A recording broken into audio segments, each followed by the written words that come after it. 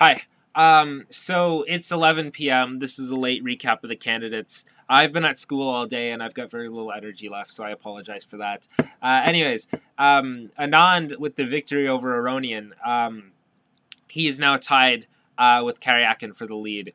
And today's matchups were Anand against Aronian, like I just mentioned. Giri against Caruana. Giri drew again, by the way. That's pretty good. Nakamura against Karyakin and Topalov against Fiddler.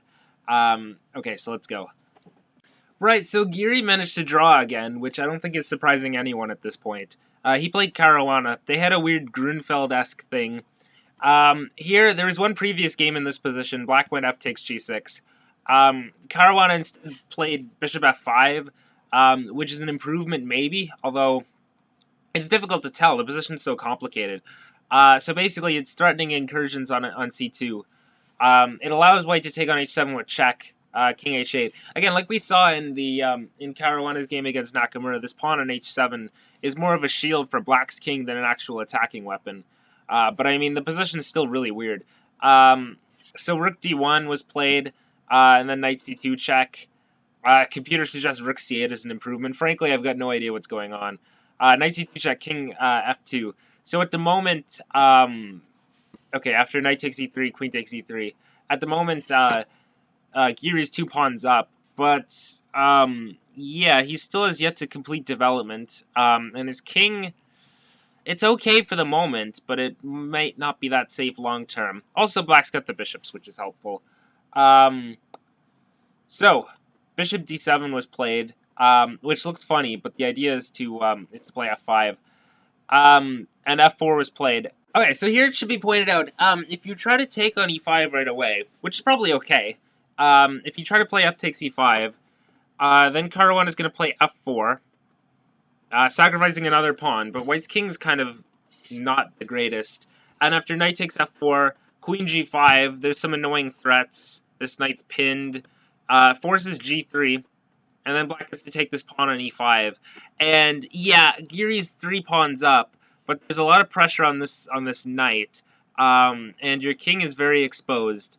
And this knight can come into c4 and stuff. You have to play a move that's like rook f4, and then actually Caruana could play queen takes h4 here, with the point that after g takes h4, rook takes f4. Black now has a rook and a bishop for a queen and 3 pawns, but he's got really active pieces and an attack on white's king. Anyways, Giri wanted to avoid all that, which is fair enough. So he went g3 first, which it took me a little while to understand this, but the point is that he's wanting to take on e5, but he wants to avoid all the shenaniganery that's going to occur after f4. Because, well, if black makes some random move, then after takes here, this f4 idea doesn't work. Not only because of g takes f4, but because of knight takes f4.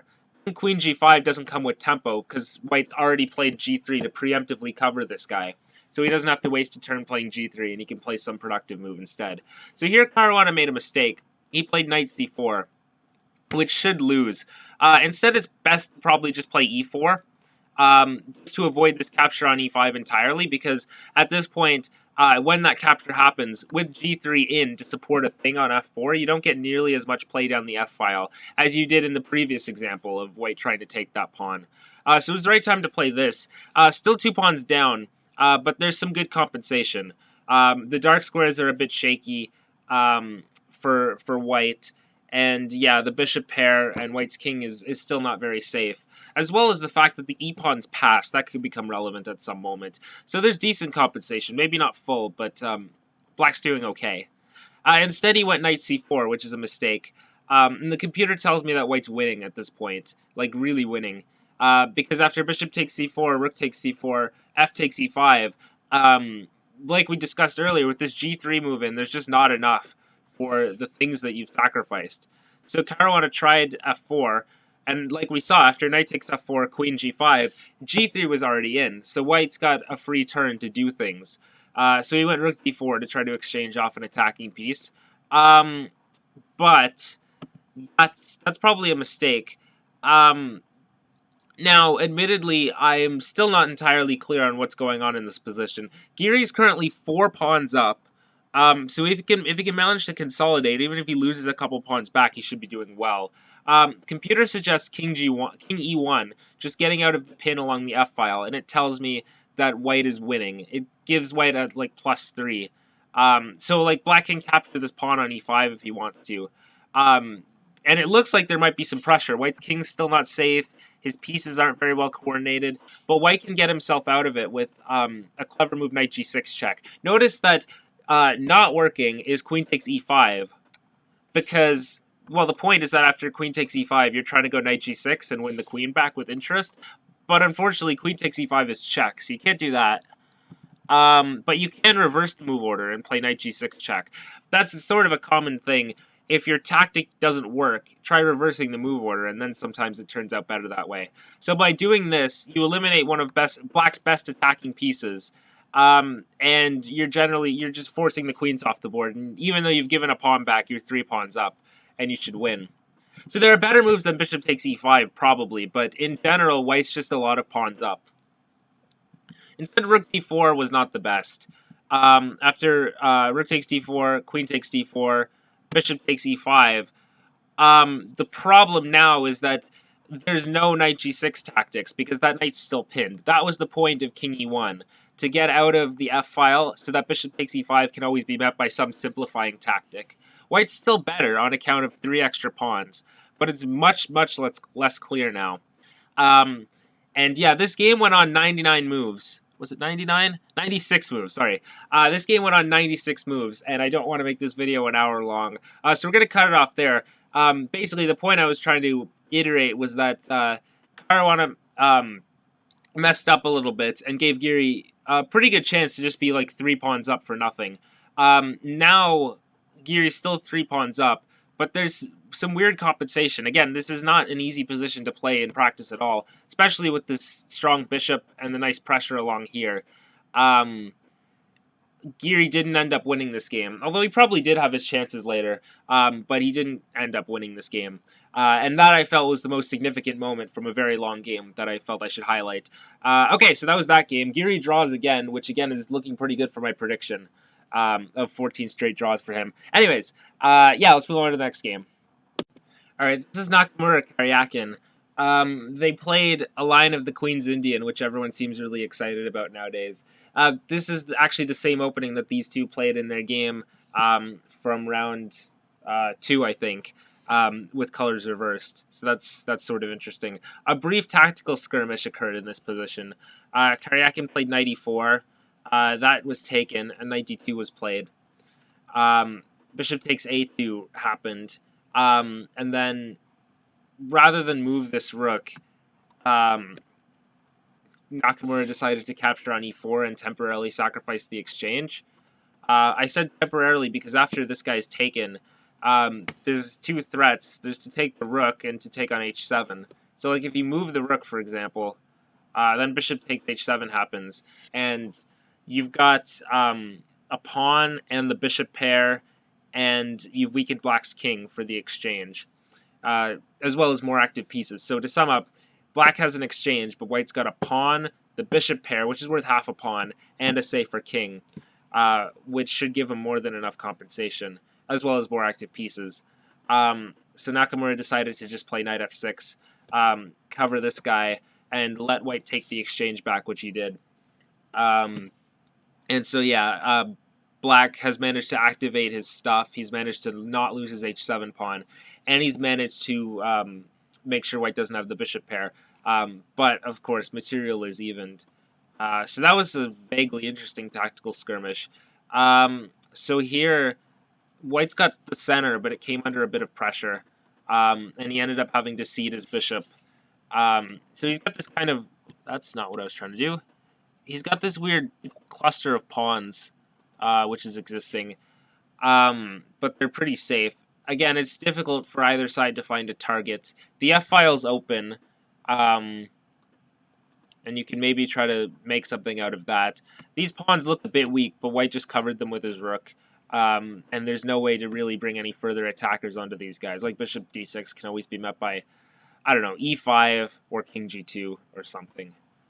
Okay, so white decided to attack f7. Karyakin decided he was not at all concerned by that. He could have played queen h5 or queen g6 or some move to defend it. Karyakin decided he wasn't worried. He took on d4, takes on f7. It's important there's no mate. The square is covered twice. This guy's not hanging. But if that's the case, there's not really any further attack on account of you're attacking with your queen only, maybe this rook, this knight's not participating. And there's enough defenders to ensure that nothing exciting is going to happen. And yeah, white's king is also not the safest, but again, black's pieces aren't attacking. And I mean, when you're attacking with just your queen, you might give a perpetual, but nothing more really. And that's what ended up happening. Is the game ended in a perpetual. Rook f4 was played, queen b1 check. And like obviously white's king's exposed, but not exposed to the point where he might get mated, but exposed to the point where perpetuals exist. Okay, so Karyakin left his knight hanging, but of course to do so you have to leave your knight unprotected, and then queen a2 check, queen takes c4. So white's king is exposed not just for perpetuals, but also for doing check and take stuffs, where you fork things by checking the king and attacking another guy. And yeah, this looks a bit scary, but there's no mate anywhere. Of course, if you could play knight takes queen, that would be mate, but there's no way to... it's important that there's no way for white to move the queen away from f7 with tempo. Stuff like queen a2 is clever looking, but that doesn't work, of course, because queen takes a2 not only is check, but also coincidentally covers the f7 square. So anyways, the game concluded quite rapidly. So this guy's passed and maybe a little scary looking. But I think white's king is too exposed to actually make anything of that. Plus, the b-pawn is a thing as well. So yeah, the pawn's on e7, but I don't think it's getting any further. On account of if you try to play rook here or something, then you don't get mated, but you can't escape from these checks. Again, like we said. So yeah, there's no real way to make progress. So white just sort of hit his rook over here, and that's basically an assertion that I give up on making progress. Let's have a draw. And white gave up his pass pawn for black's pass pawn, and this is obviously now a draw, and the game was agreed as such. So Topolov's Fiddler was another Spanish, which I'm pretty excited about. With a6, it was an anti-martial. The similar sort of thing that Fiddler got crushed against Anand in. This time he did better against Topalov. Here Topalov went knight takes f7, which I got really excited about for a minute, until I realized that, well, he's just going to play e5 and win his piece back. So it's just, well, he's weakening black's king slightly, and just sort of making a favorable trade, rather than an actual piece sacrifice, which would have been somewhat more exciting, but I mean, this is fair. Okay, so takes. Okay, and now there's a chance to take on f6 and double the pawns here.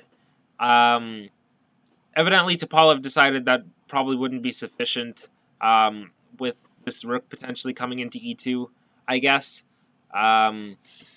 He decided to keep the queens on for a little bit, maybe trying to exploit black's slightly weakened king.